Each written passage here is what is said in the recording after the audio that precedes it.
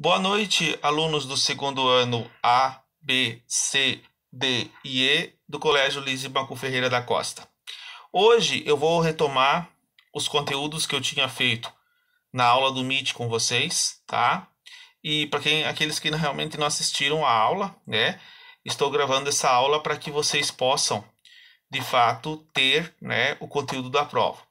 Então, assim, essa vai ser a última aula do trimestre, tá bom? Junto com as atividades de revisão que eu coloquei lá e com a prova para vocês realizarem até o dia 4 de setembro. Então, eu dei esse prazo até 4 de setembro para que vocês possam, de fato, fazer a prova, tá bom? Então, olha só, começando com a questão da ética, certo?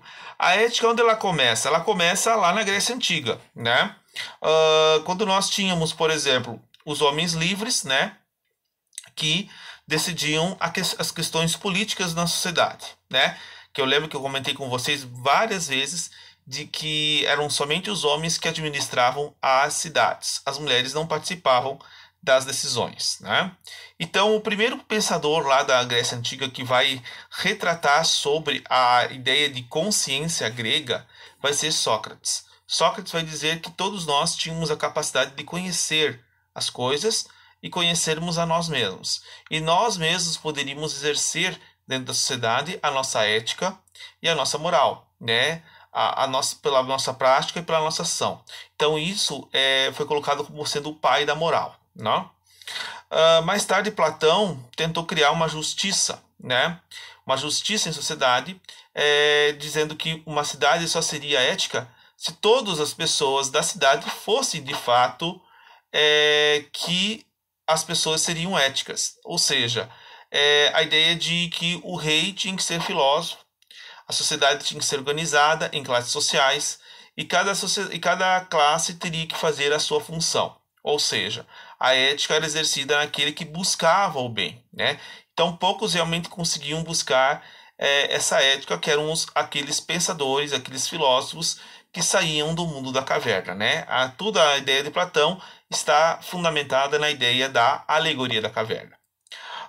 Mais tarde, o Aristóteles, né, que é o que fundamenta a ética grega aqui, né, ele vai escrever um livro chamado Ética a Nicômaco, que significa ética para meu filho.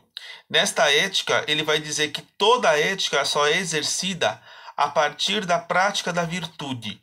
Ou seja, se você pratica a virtude, você vai atingir a felicidade numa sociedade. Só que essa virtude não tem que buscar honra, fama, riqueza, prazeres sexuais. Não. Essa virtude ela tem que ser praticada de maneira racional. Fazer aquilo que você faz melhor. Se você é um bom médico, você tem que exercer essa medicina da melhor maneira. Se você for um bom advogado, você tem que saber defender seu cliente da melhor maneira, né? Se você for um engenheiro, você tem que saber construir uma ponte da melhor maneira possível. Ou seja, você tem que ser aquele profissional, aquele cidadão que é exemplo, né? Mas para que você possa atingir essa felicidade, primeiramente você precisa ter equilíbrio. Você tem que ter o justo meio, o equidistante, nada em excesso, né? E nada em falta. Ou seja, não adianta você exercer a medicina de fato a curar todas as doenças e esquecer muitas vezes que aquele objeto é o paciente. Ou muitas vezes preocupar só com uma pessoa e não usar, digamos, a prática de fato que tem que se fazer para curar determinada doença. É só um exemplo que eu estou dando, né? Nesse sentido. Como um professor. O professor ele pode muitas vezes educar, né? Demais, pensar mais nos alunos, mas acaba esquecendo, né? Que ele tem que ter o compromisso burocrático, né? Registrar seus trabalhos, participar de reuniões, né? Aprimorar o seu conhecimento. E muitas vezes ele fica só, né, nas questões burocráticas e esquece de fato de transmitir o que é essencial, né? Que é o próprio conteúdo e a própria aprendizagem do aluno em si, né? Então, nesse sentido, ele coloca como a ideia de excesso e a ideia de falta. Porém, ele vai dizer que também toda a felicidade ela vai só ser fundamentada dentro da sociedade no sentido da justiça. O que é a justiça para Aristóteles? explica a justiça em termos de proporção e igualdade. Tratar as pessoas com justiça consiste em distribuir os bens em sua devida proporção, o que nos remete à teoria do justo meio. Não se deve dar a excesso e nem demasia nem de menos. Deve haver, portanto, a justa proporção entre o atribuído, o prêmio e o mérito demonstrado. Então é aquela ideia da justiça distributiva. É você distribuir a justiça de proporções iguais, né? De que forma que eu faço isso? Num governo, por exemplo, né? É você dar condições para todos, né? Não dar, digamos assim, auxílio emergencial só para aqueles que realmente necessitam, né? Mas dar oportunidade de emprego para todos, de fato, né? Que seria a maneira mais justa, né? Que todos poderiam conseguir se esforçar nesse sentido, né? Dar a possibilidade das pessoas crescerem, né, de maneira igual, né? Não de maneira totalmente igual, mas cada um buscando as suas potencialidades, né? Bom, terminando essa questão da ética de Aristóteles, né, que se fundamenta na ideia da amizade, na ideia da felicidade, a felicidade como amizade também é focada na ideia de Epicuro, né? Epicuro foi um filósofo que viveu no período de Alexandre o Grande, então ele não queria mais se preocupar com as questões da sociedade da época, nas questões dos grandes centros culturais, então ele cria uma sociedade, o chamado Jardim de Epicuro, que é um jardim afastado dessa sociedade, lá nos confins da Grécia, onde não havia tanta... A ideia de viver uma vida simples, uma vida de campo, uma vida rural, né, na simplicidade, rodeada de amigos, ou seja, não uma felicidade urbana. Então ele vai tentar buscar qual que é a melhor maneira de se viver, né? A melhor maneira de se viver é não se preocupar com as coisas. Por exemplo, não se preocupar com a autoridade que vai lhe mandar. Não se preocupar com a morte, porque a morte não é o fim da vida, né? A morte, ela é um processo natural que todos nós vamos ter. Então ele dizia que nós não tínhamos que ter medo da morte, que nós não deveríamos ter medo dos deuses, porque os deuses não iriam punir, né, os homens pelas ações que o homem realmente fazia, e que nós deveríamos saber viver a nossa vida da melhor maneira, ou seja, andar pela praia, contemplar o nascer e o pôr do sol, contemplar a natureza,